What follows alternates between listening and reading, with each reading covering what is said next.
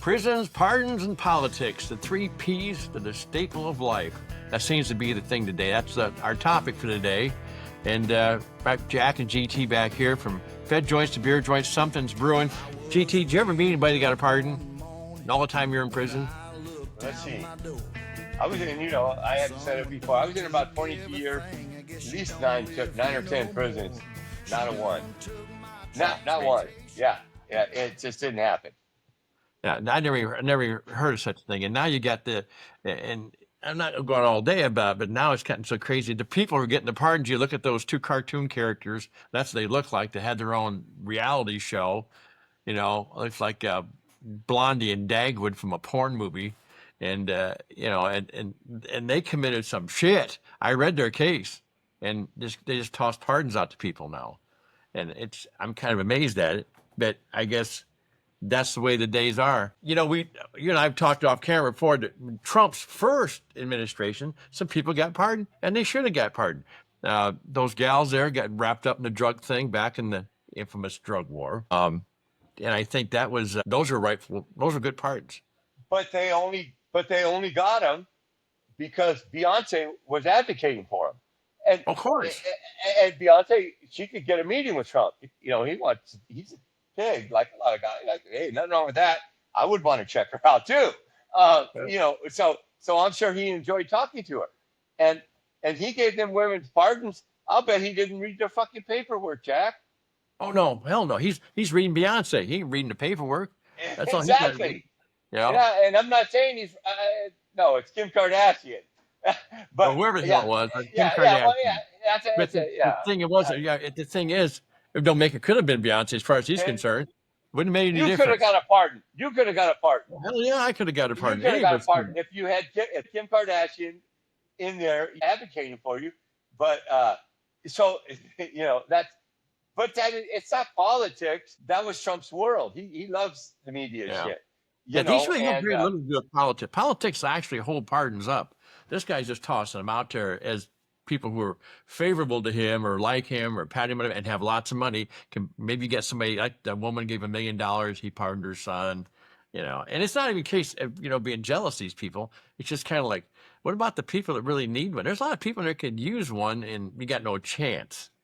No chance at all. How many have we both met where we met, they're doing 40 pieces, lives, whatever. And you go mad and everybody knows their story. And it's just like, wow, I get it. He needed some time, but not that much. We had guys in Florence. There was a guy in Florence once. I know he was in our pot case, and he was talking to one of the CO, and it was simpler. The big fat guy talking about simply, what are you in here for? Talk about the marijuana and stuff, and simply the CO, because it's in Colorado, said, "Oh hell, I smoke pot every night." And so it's illegal, but this guy's in a federal lockup. That's all this guy had ever done. It was crazy, but he didn't have any money. I know pot guys that have gotten humongous sentences. So because under the new guidelines, if you get caught with like a boatload, like 20 tons or something, man, you're looking at life. And it's still marijuana, and molesters that you prosecuted them, you chased them, Jack. They do less time than that. I really think if Diddy gets convicted, it won't be long after. It might be a couple months. He's going to grab his. He's going to get his pardon, And it's kind of funny to bring that because there's an interview with Trump. He's asked by one of the reporters if that's a possibility. No one's really asked yet. I know some people want to ask and stuff. He goes, we used to be pretty close, but then I got into politics, didn't like that. He says, I really haven't thought about it. But then he says this. He goes, he said some things that weren't very nice about me one time. He said that? Yeah, it might be. He might be hit that. Yeah, you can't say bad about him. Yeah. And I think that may be an issue for Trump if he does that. I think there's a lot of people watching that one. A lot of people in his base. But the people, he's not going to be actually doing it for Diddy. He's going to be doing it for someone above Diddy. It's that saying, hey, I need a favor here. And think about it. I mean, something like this could rip. If half this stuff is true, that's about the people that were participating in these freak offs, I mean, that could go through Hollywood.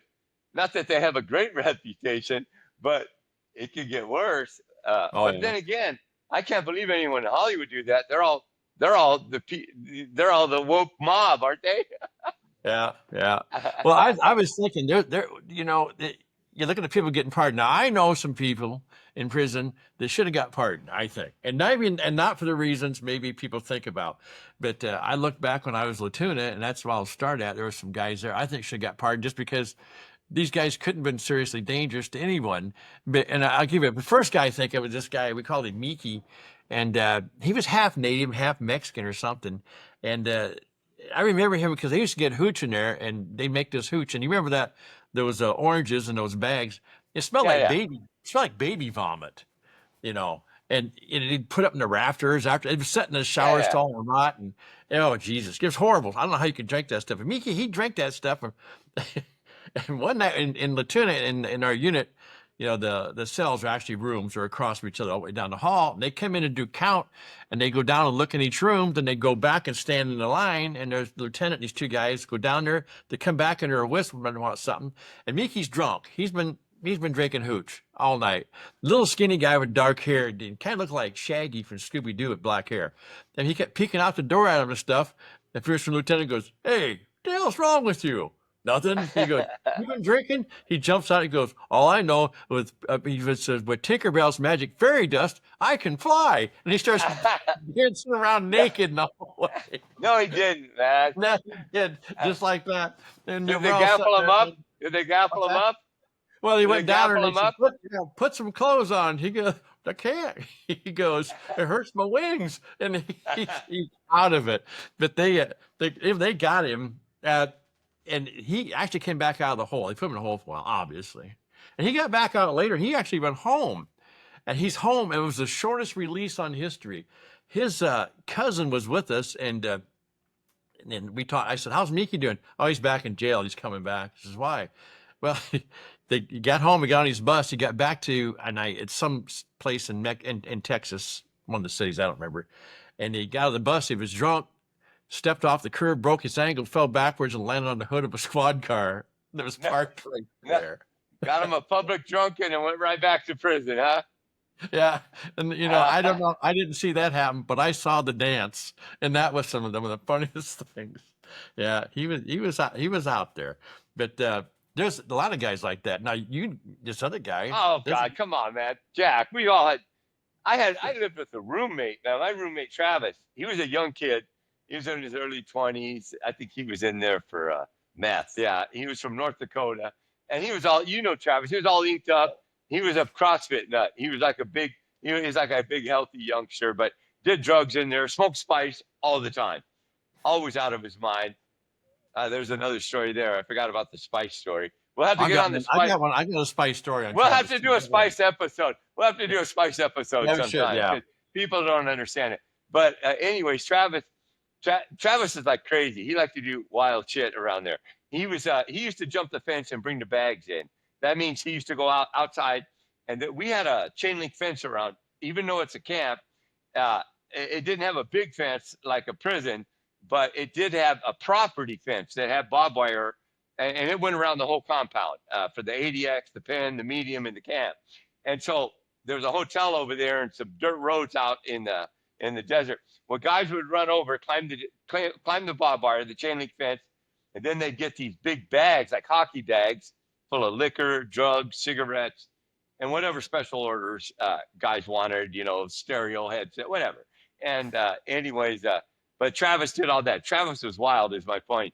But there was a little gay dude in there named Ray Ray, and Ray had like a little pink G-string banana hammock that he knitted. That because Ray, he had a boyfriend in there and stuff. And Travis saw him, and Travis goes, "Hey, let me borrow them." And Travis goes in. You know how the TV rooms are, Jack. When the TV rooms, like they'll sit, there's a TV and there's just a bunch of plastic chairs. Everybody's facing the TV, and you have your own chairs too. You have like this is your chair that people know. Oh no, that's his chair. That's Jack's chair. Don't sit there unless you have permission for that night. Hey, I'm not going to use. Are you going to use your chair? No, go ahead and use it. You know what I mean. Yeah. Anyways, there was a little Mexican dude in there, Benitez, and he was cool as hell. He's like chubby. He just is a cool dude, and he's sitting in there in his chair, and they're watching. I think they're watching football, So the TV room's really packed, and Travis comes in there with this little pink banana hammock on, and he jumps up on Benitez's chair and just starts grinding on his mug piece, and everybody's screaming, and you know how people in there, everybody knows each other, and everybody's screaming and yelling and laughing and shit. And Benitez is trying to get away from him, but Travis is kind of strong. He's staying up there, and all of a sudden the CO pops open the door, and he looks in there and he looks over at Travis in a pink knit G-string, goes, "What the hell is going on here?" And we're thinking, "Oh fuck, man!" I go, "Travis, man, they're gonna gaffle him up. They're gonna take him to SAG." He goes, "Man, knock that shit off. Go put some clothes on." Well, we're thinking, I wonder what's gonna happen. Is he gonna write him a shot? Because you know how they come back at the shots later a lot of times. They don't tell you, and then you come back and you get the shot, which is the incident report. That's what I mean shot. So anyways, me and Travis are sitting in the room, and you know how we have the 10 o'clock count. When it's always two cops will walk down the roll, because one has to make sure, they both have to agree on them out. If it's 32, if one says 32 and 31, they got to count again. So you always have two COs walking. So we don't know what the CO is going to do, and all of a sudden we see him coming down the hall. I go, "Fuck, Travis." Travis goes, "That's him." And I go, "Man, you're probably going to get a shot." And he comes in, he goes, "Hey, man," he goes, he's a young guy, probably 30, 29. He goes, "Hey, he goes, look, when I come by tonight, I'm bringing my partner and me are coming into count.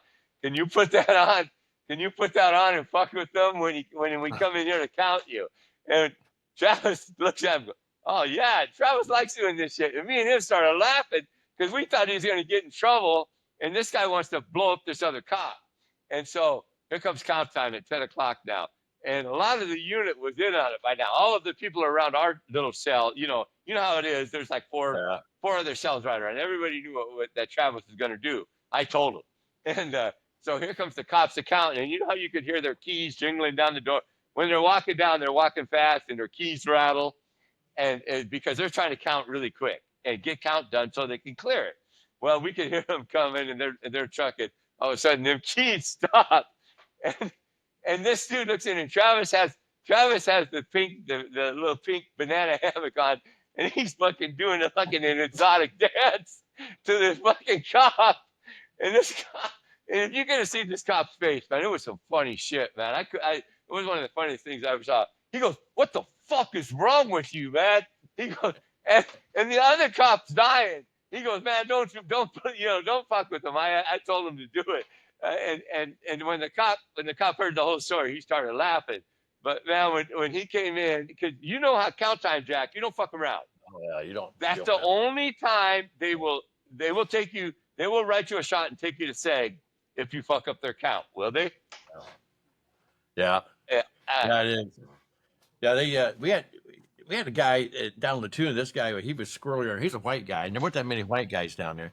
But you remember all the guys steal food from the chow hall. Well, we had the officers' mess, which all the good food was at right next to chow hall. And this guy worked there. The only way to get out was coming through the chow hall. And he would steal chicken. He and his Mexican guy, they take this Mexican guy and they put all this wraps around those gauze and stuff and all these, that elastic type, athletic wrap. And he'd go in there and they'd pack all this chicken on him, and he'd put on because he always had to dress in your khakis at chow hall. They put his khakis on this Mexican who weighed about 80 pounds and come out weighing about 250, carrying all this chicken underneath him. But this guy, I think his name was Grover or something like that. The Mexican kid got busted one day, so he wants to get some chicken. So he goes in there, he don't wrap up or nothing. He's a little short guy, got this scraggly beard and that kind of stuff, on about 3 teeth. And he stuffs all this chicken, and it's just chicken hindquarters, And this is a chicken on the box that was marked not for human consumption. You've seen that.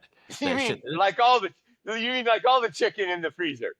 Yeah. It all says that. It's not for human consumption. Yeah, of course. Yeah, not for human consumption. But he'd take it out, and they'd go in there, and they'd heat it up, and the wife would eat that shit. But anyway, so he goes in, and he stuffs all these chicken hindquarters and this pair of boots from this guy he'd borrowed. So he got these giant old jump boots. They look, we had to wear those prison boots, He comes walking out, and you walk out of the chow hall, there's always 2 lines of COs, making sure you don't carry nothing out of the chow hall. So he's in there, and he comes walking through, he comes out here, squish, you get squish, squish. He's going by, the CO looks down, there's shit running out of his boot. And the CO goes, "Hey," he goes, "What?" He goes, You got shit dripping out of your left food there. What the hell? He goes, abscess. He just keeps on He goes, walking. what? He said, what? Abscess. He said, abscess. Abscess. And he just kept on walking. Then the one guy, CEO, stepped towards him. The other big lieutenant, he goes, yeah, let it go. Let it go. Because, yeah, a lot of times there's a lieutenant there, too. And you let Yeah, him go they because don't. that was Some a good, people, no, that was a good answer, though. I like that. I would yeah. respect that. Yeah. He had to come up with something. But yeah, some of those guys, he's thinking, so guys like that, he should have been pardoned just for entertainment purposes. Hey, do you remember that? Do you remember that guy? You know him because you did the band thing with him. He was one of the pathological liars. Older guy. I think The white guy. the white guy. So I I didn't know him, and I had never. He had just got. I don't know. I didn't pay attention to him. He was a non-entity to me. But I saw him out on the weight pile, and I'm always on the weight pile in the mornings, and I started. Jack. A lot of people work out at the same time because of their job. There's the morning guys. There's the unicorn guys that work out in the afternoon.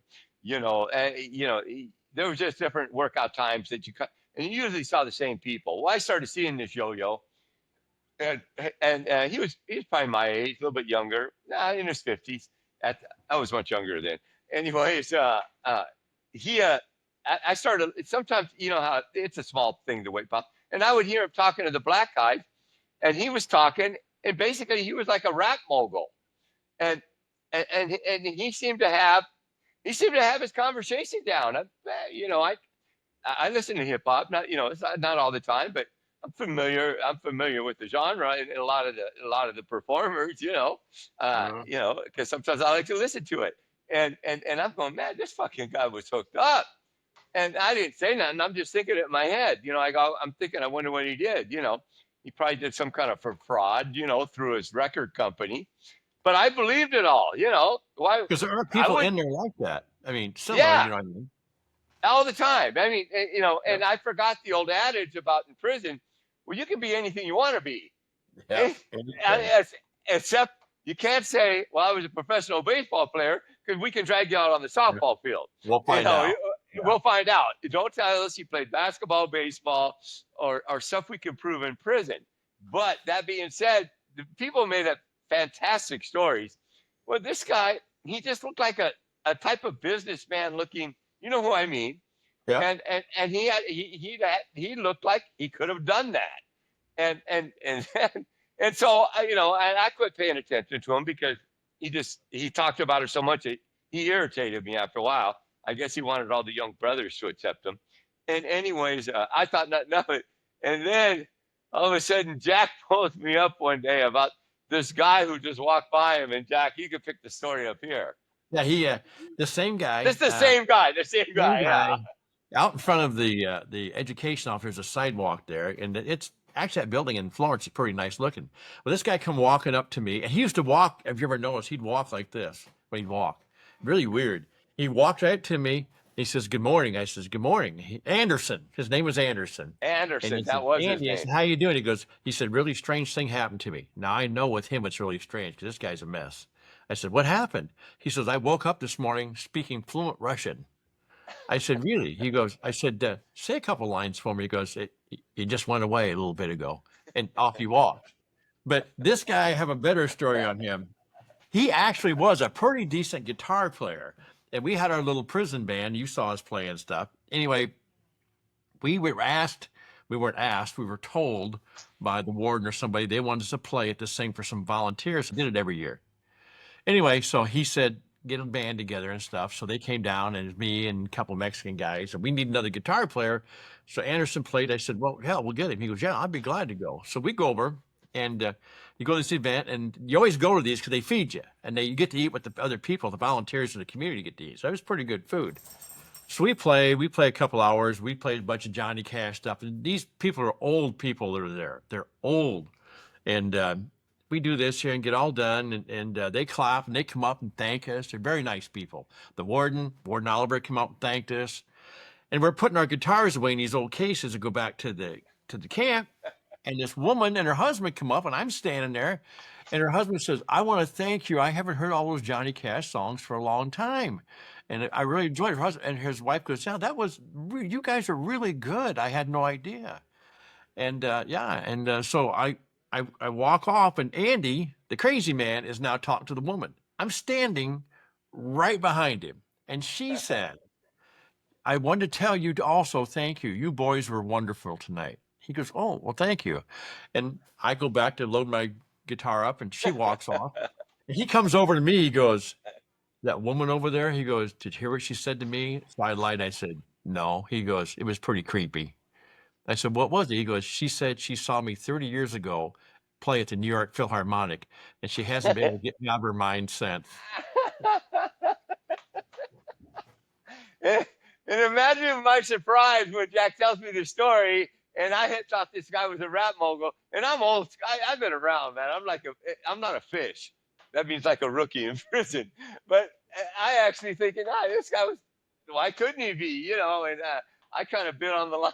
And then when Jack tells me this, I'm going, my God, man, I can't believe you listen to this fucking bullshit. Well, those guys are crazy. It's like there's a guy at the chow hall one day, and there's a guy in there. Here's these people in prison. They're so full of shit that they're crazy. I mean, you've never met bullshitters like you meet in prison, like GT was saying.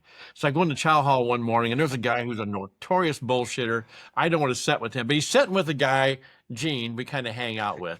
The Elvis impersonator. He's got this real long silver hair, clear down to his ass crack, and big old fat belly and stuff. And Gene is an Elvis impersonator in the real world. Big old gut on him. And he's going, Jack, come here. You got to hear this. The later Elvis. The later Elvis, yeah. The later Elvis, yeah. Come here, you got to hear this. And I don't want to sit with Gene because he's sitting with this guy who's nuts. Just for a minute. So I said, all right. So I sat down. He goes, what is it? He called the guy Benny. I said, Benny, go ahead and tell him about the bank. I said, what about the bank, Benny? He says, well, Bank of America, so I have to take all my money out of their bank. I said, why? Gene goes, tell him why, Benny. He says, because there's so much in there, they can't calculate the interest. Those guys should be pardoned. And he can't afford a soup. Yeah. I mean, yeah. Those guys should be pardoned. They're all worth pardoning. Because they're harmless. Yeah, they're totally harmless. And whatever they did, it couldn't be too calculated. It had to be out of a sense of. Although Anderson was kind of smart, I don't know what he did, but he tricked me that time. I'm still mad at myself over that years later. It's funny though, Jack. There are people in there, you know, that I don't know if they deserve a pardon because they're such idiots, but at least they deserve it more than that fucking creepy couple that just got it. That's for goddamn sure. Yeah, there's no doubt about that. They look weird. Yeah. They are. And they're going to make millions of dollars out of this, you know, and be back on TV and make it their sympathy. Poor people. I can't believe this happened to them, all that bullshit and stuff there. And yeah, they went on forever. The guys we pointed out, we're having a little fun with it. But the truth is, and we got tons more stories later we can tell you. But these are the kind of people you meet there. Most of them are. There's a lot. You got to remember, I'll give you an example. George Jung said this to me one time. We're sitting at La Tuna out on the picnic table. And he and I and Kent Jones are sitting there, and the COs came walking through. And I don't know about when you're behind the fence, but the COs, we just had an issue there. So they're walking 5 deep, all dressed up, you know, like the turtle outfits, you know. Yeah. And so they're in full battle gear, and we just got outside. And in the middle of these correctional officers, there's a woman correctional officer. And we're sitting there, and this guy, and he claimed to be from Vegas, maybe he was, didn't make any difference. I'm tying my shoes to go run. George and Kent are playing checkers or chess. This guy walks right up to those COs, to the woman in the middle, and goes, you know, I've got a place out in Vegas. And looking at you, I think you could be a good dancer there. I mean, of course, what do you look like naked? Because that would help a lot. No, that's exactly what. Yeah, and of course, boom! As they drug him, they drug him out. They drug him out of there. As we're there, Kent and George, I still keep tying my shoes. They're still playing chess. Kent, without looking up, goes, I wonder what he thought the upside of that was going to be. and George looks at me and goes, remember, you are in prison, Jackie. Oh, man. Yeah, That's It's just it. amazing. You know why prisons are full. I was an idiot too. That's what I mean. You know why prisons are full? Because people just make stupid decisions. I made stupid decisions, but at least I had the whole thing of I was extremely high on a lot of different kinds of drugs. So, but some of these people weren't even using drugs, and some people they're just they couldn't. I don't know how they would earn a living, anyways. Like the guy with the too much money. I know him. Yeah, I know who he is. Oh, you know what I'm talking. I wouldn't talk to him. Yeah. Yeah, and so the places are loaded with that shit and stuff there. And like I said, a lot of them they're just probably should be in a nut house some places where they ought to be. A lot of them. But anyway. Nah, they're harmless. Yeah. They are, but I mean, prisons, yeah, what are you going to do with them in there? But anyway, we got more stuff later on. That's it. You got anything hot you want to put out there before we get all done here? Yeah. Yeah. I would like to, I would like to tell everyone, hey man, please subscribe. We need subscribers. It'll help us out. Or share, if you like our videos. What do we have now, Jack? About 12? 10? Yeah, we've got almost 30 total videos. We got about 30 total. about a dozen of these out. About a dozen of these. Hey, if you subscribe, you can pick through our episode. We'd appreciate the support. Do share that. And we're going to be out on TikTok pretty quick here, so you can kind of get our little short things, come on over and see what we're doing after that. We're just doing this for some fun, get some attention. We're working on our beer stuff. We got a lot of shit going on. Stick with us. You're going to want to see this. For a couple of old coots, we're going to get some shit done. So subscribe, share us. We'll see you next week. This is Jack and GT from Something's Brewing. Take care of yourself.